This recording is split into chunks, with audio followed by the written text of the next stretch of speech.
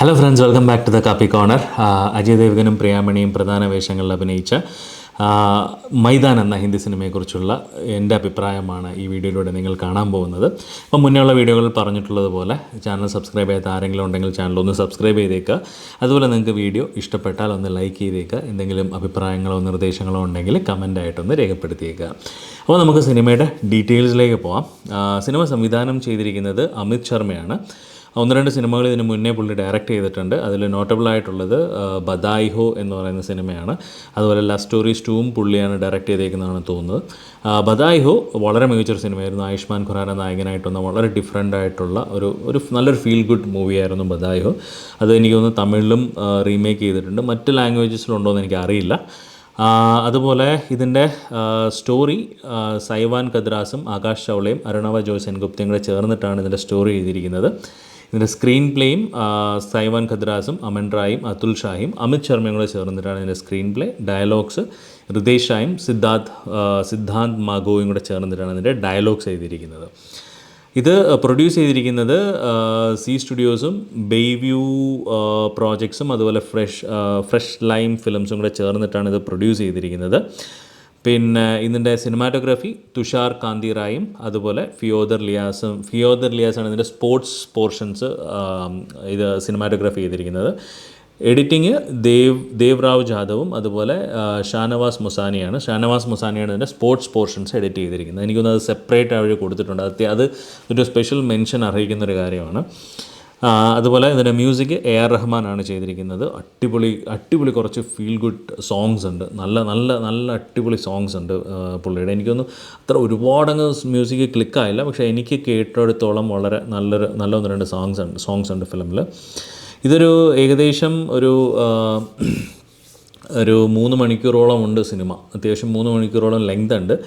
പിന്നെ ഏകദേശം 200-250 കോടിയോളം ചിലവ് വന്നിട്ടുണ്ട് സിനിമ എടുക്കാനായിട്ട്. അതിൻ്റെ ബഡ്ജറ്റ് ഏകദേശം 250 crores വന്നിട്ടുണ്ടായിരുന്നു തോന്നുന്നു. തിയേറ്ററിൽ പടം അട്ടർ ഫ്ലോപ്പായിരുന്നു. ബട്ട് അത് കുറച്ച് നമുക്കൊന്ന് ഡിസ്കസ് ചെയ്യേണ്ട കാര്യങ്ങളുണ്ട് ഇതിൽ. സിനിമയിൽ പ്രധാനമായിട്ട് അഭിനയിച്ചിരിക്കുന്നത് അജയ് ദേവ്ഗനും പ്രിയാമണിയും അതുപോലെ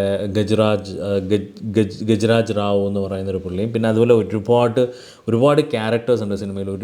എസ്പെഷ്യലി സ്പോർട്സ് മൂവി ആകുമ്പോഴത്തേക്ക് അറിയാമല്ലോ, ഒരുപാട് അതിൽ പ്ലെയേഴ്സായിട്ട് ആക്ട് ചെയ്യാനായിട്ട് ഒരുപാട് ക്യാരക്ടേഴ്സിനെ വേണം. അതുപോലെ അല്ലാതെ തന്നെ ഒരു ഫെഡറേഷൻ അങ്ങനെ ഒരുപാട് ക്യാരക്ടേഴ്സ് ഉണ്ട്. അദ്ദേഹത്തിൻ്റെ മകനായിട്ടൊന്നൊരു ക്യാരക്ടറുണ്ട്. അദ്ദേഹമൊക്കെ വളരെ നല്ല രീതിയിൽ അഭിനയിച്ചിട്ടുണ്ട്.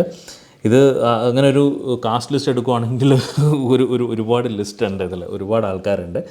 എന്നാലും സ്പെഷ്യൽ മെൻഷൻ അറിയിക്കുന്ന 1-2 പേരുണ്ട്. അത് നമുക്ക് വഴിയേ പറയാം. സിനിമ ഇതൊരു ബയോഗ്രഫിക്കൽ സ്പോർട്സ് ഡ്രാമ വിഭാഗത്തിൽ പെടുന്ന സിനിമയാണ്. ബയോഗ്രഫിക്കൽ എന്ന് പറയുമ്പോൾ ഒരു റിയൽ ലൈഫ് ആളെക്കുറിച്ചിട്ടാണ് ഈ സിനിമ പറയുന്നത്.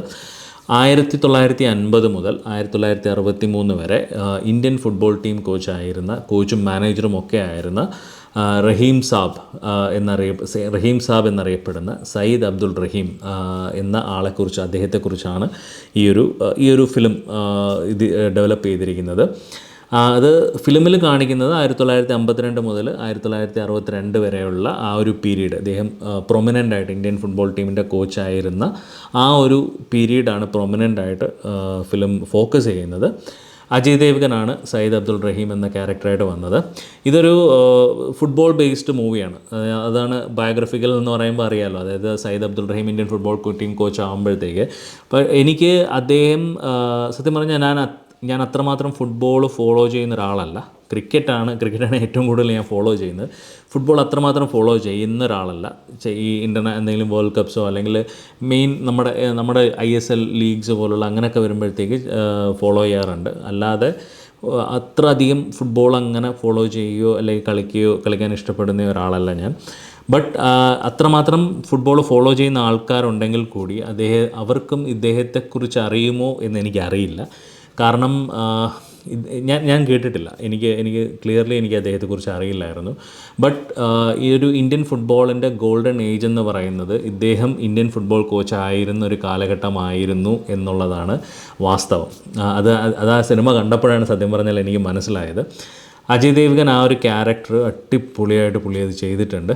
1952 എനിക്ക് തോന്നുന്നു 1952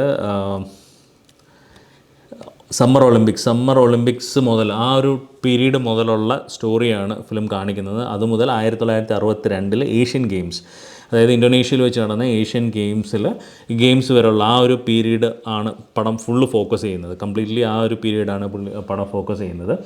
ഇദ്ദേഹം എനിക്ക് അജയ് ദേവ്ഗൻ അടിപൊളിയായിട്ട് ആ ക്യാരക്ടർ ചെയ്തിട്ടുണ്ട്. വളരെ സൂപ്പറായിട്ടാണ് ചെയ്തിരിക്കുന്നത്. ഫിലിം തുടക്കത്തിൽ ആദ്യത്തെ ഒരു ഫസ്റ്റ് ഹാഫ് എന്ന് പറയുന്നത് കുറച്ച് സ്ലോ ആണ്, അത്യാവശ്യം കുറച്ച് സ്ലോ ആണ്. അദ്ദേഹത്തിൻ്റെ ആ ഒരു പുള്ളി ആരാണ് എന്നുള്ളതും, അതുപോലെ അദ്ദേഹം എങ്ങനെ ഒരു പുതിയൊരു ടീമിനെ ഉണ്ടാക്കുന്നതും, അദ്ദേഹത്തിൻ്റെ പ്ലെയേഴ്സിനെ കണ്ടുപിടിക്കുന്നതും ഒക്കെയാണൊരു ഫസ്റ്റ് ഹാഫിൽ കാണിക്കുന്നത്.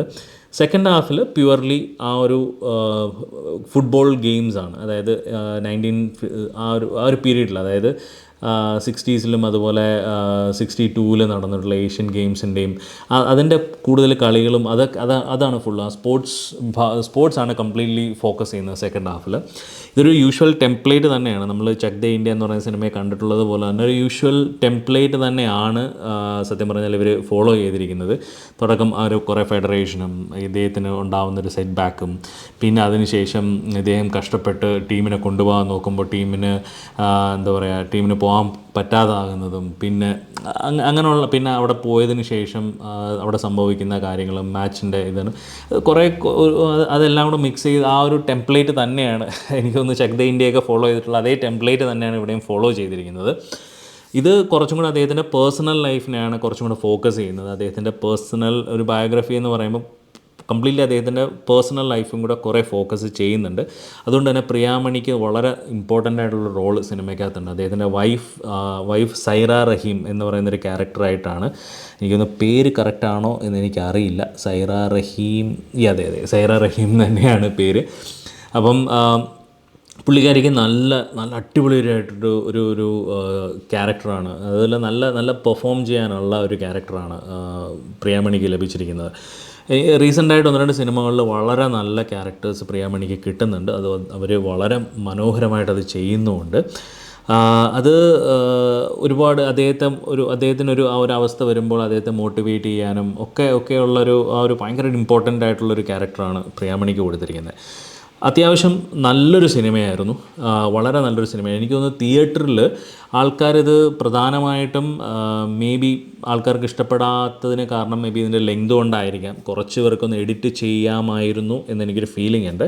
അത്രയും ലെങ്ത്, കാരണം ഫസ്റ്റ് ഹാഫ് കുറച്ചൊരു ലാഗും കാര്യങ്ങളും ഒക്കെ ആയിട്ട് വരുന്നുണ്ട്. സെക്കൻഡ് ഹാഫ് പിന്നെ ഒരു സ്പോർട്സ് മോഡിലേക്ക് ആ ഒരു മോഡിലേക്ക് പോകുന്നുണ്ട്. സ്പോർട്സ് പോർഷൻസ് കിടിലമായിട്ടാണ് എടുത്തു വെച്ചിരിക്കുന്നത്. എനിക്ക് തോന്നുന്നു നമ്മളിത് ഈ അടുത്ത് ഒരു തമിഴ് സിനിമയിലൊക്കെ ഒരു കുറച്ച് നാൾ മുന്നേ ഇറങ്ങിയ തമിഴ് സിനിമയിലൊക്കെ ഒരു സെക്കൻഡ് ഹാഫിൽ ഫുട്ബോൾ പോർഷൻസൊക്കെ എടുത്തു വെച്ചിരിക്കുന്നത് കംപ്ലീറ്റ്ലി ഗ്രാഫിക്സും ഇതൊക്കെ വെച്ചിട്ടാണ്.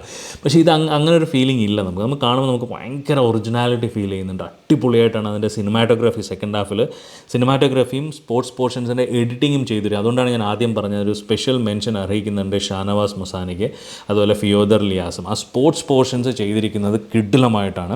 എനിക്ക് തോന്നുന്നു അടുത്ത കാലത്ത് കണ്ട സിനിമകളിലൊന്നും എനിക്ക് ഇത്ര പെർഫെക്റ്റ് ആയിട്ടൊരു സ്പോർട്സ് പോർഷൻസ്, അധികം ഗ്രാഫിക്സോ കാര്യങ്ങളോ ഒന്നും ഇല്ലാതെ വളരെ മനോഹരമായിട്ടൊരു സ്പോർട്സ് പോർഷൻ എടുത്തു വെച്ചിരിക്കുന്നത് ഞാൻ കണ്ടിട്ടില്ല. അതെനിക്ക് വളരെ വളരെ ഇഷ്ടപ്പെട്ടു. അതിൻ്റെ കൂടെ എ ആർ റഹ്മാൻ്റെ മ്യൂസിക്കും. എ ആർ റഹ്മാൻ അടിപൊളിയായിട്ട് കുറച്ച് നല്ല സോങ്സ് ഉണ്ട്, നല്ല അടിപൊളി കുറേ സോങ്സ് ഉണ്ട്, കുറേ ഫീൽ ഗുഡ് സോങ്സ് ഉണ്ട്. അതുപോലെ ഫുട്ബോളിനിടയ്ക്ക് വരുന്ന ടീം ഇന്ത്യയുടെ ആ ഒരു മ്യൂസിക്കും സോങ്സും കാര്യങ്ങളൊക്കെ അടിപൊളിയായിട്ട് ചെയ്തിട്ടുണ്ട്. എനിക്ക് പേഴ്സണലി എനിക്ക് വളരെ ഇഷ്ടപ്പെട്ടൊരു സിനിമയാണ്. എന്തുകൊണ്ട് തിയേറ്ററിൽ ഫ്ലോപ്പായി എന്നുള്ളത് എനിക്കറിയില്ല. കാരണം ഇതൊക്കെ ഹിറ്റാവേണ്ട സിനിമയായിരുന്നു. കാരണം വരുന്ന പടങ്ങളെല്ലാം ബോംബാണ്. ഹിന്ദിയിൽ സ്റ്റാർസിൻ്റെ എന്ന് പറഞ്ഞ് വരുന്ന പടങ്ങൾ, സൂപ്പർ സ്റ്റാർസിൻ്റെ പടങ്ങളെന്ന് പറയുന്നത് എല്ലാം ബോംബ് പടങ്ങളാണ് വരുന്നത്. അതിനിടയ്ക്ക് ഇത്തരത്തിലുള്ള നല്ല സിനിമകളും വരുന്നുണ്ട്. അതായത് അജയ് ദേവ്ഗൻ്റെ ഇതിന് മുന്നേ ഞാൻ കണ്ട ഷൈത്താൻ എന്ന് പറയുന്ന സിനിമയും അത്യാവശ്യം കുഴപ്പമില്ലാത്തൊരു പടമായിരുന്നു. അത്യാവശ്യം നല്ല രീതിയിൽ പുള്ളി ചെയ്തിട്ടുണ്ട്. എനിക്കൊന്നും സൂപ്പർ സ്റ്റാർസിൻ്റെ ഇടയ്ക്ക് കുറച്ച് വ്യത്യാസമായിട്ട് സിനിമകൾ ചെയ്യുന്നത് അജയ് ദേവ്ഗൻ മാത്രമേ ഉള്ളൂ, ബാക്കി ആരുമില്ല. അല്ലാതുള്ള എല്ലാവരും ബോംബ് പടങ്ങളും കുറേ രാജ്യസ്നേഹവും കുറേ പാട്രിയോട്ടിസവും തൂക്കിവാരി കുറേ പാകിസ്ഥാൻ പാസമൊക്കെ ഇട്ടിട്ട് കുറേ പടങ്ങൾ ചെയ്യുന്നതല്ലാതെ വേറെ ഒരു ഗുണവും ഇല്ല അതിനെക്കൊണ്ട്. പക്ഷെ അങ്ങനെയുള്ള സമയത്ത് ഇങ്ങനെയുള്ള സിനിമകളൊക്കെ വളരെ അത്യാവശ്യം ശ്രദ്ധിക്കപ്പെടേണ്ട ഒരു ടൈമാണ്. ഇത്തരത്തിലുള്ള സിനിമകൾ ശ്രദ്ധിക്കപ്പെടണം എന്നാണ് എൻ്റെ ആഗ്രഹം. പക്ഷേ എന്തോ ആൾക്കാർക്ക് അതിനുള്ള ക്ഷമയോ അല്ലെങ്കിൽ എന്തുകൊണ്ടോ ആൾക്കാരത് അതിനെ അക്സെപ്റ്റ് ചെയ്തില്ല എന്നതിൽ എനിക്ക് സത്യം പറഞ്ഞാൽ ഭയങ്കര വിഷമമുണ്ട്. അത്യാവശ്യം നല്ലൊരു സിനിമയായിരുന്നു, കണ്ടുകൊണ്ടിരിക്കാൻ പറ്റുന്ന സിനിമയാണ്. നിങ്ങൾക്ക് ഇത് എനിക്ക് തോന്നുന്നത് ആമസോൺ പ്രൈമിൽ സ്ട്രീം ചെയ്യുന്നുണ്ട്. നിങ്ങൾക്ക് ധൈര്യമായിട്ട് കുറച്ച് സമയമുണ്ടെങ്കിൽ ധൈര്യമായിട്ട് കാണാൻ പറ്റുന്നൊരു സിനിമയാണ്. നല്ലൊരു ഫീൽ ഗുഡ് ആയിട്ടുള്ള നല്ലൊരു സ്പോർട്സ് ബയോഗ്രഫിക്കൽ മൂവി കാണാൻ താല്പര്യമുണ്ടെങ്കിൽ ധൈര്യമായിട്ട് ഈ സിനിമ കാണാം. അപ്പം മറ്റൊരു സിനിമയുടെ വിശേഷവുമായിട്ട് നമുക്ക് വീണ്ടും കാണാം. അതുവരേക്കും ബൈ ബൈ.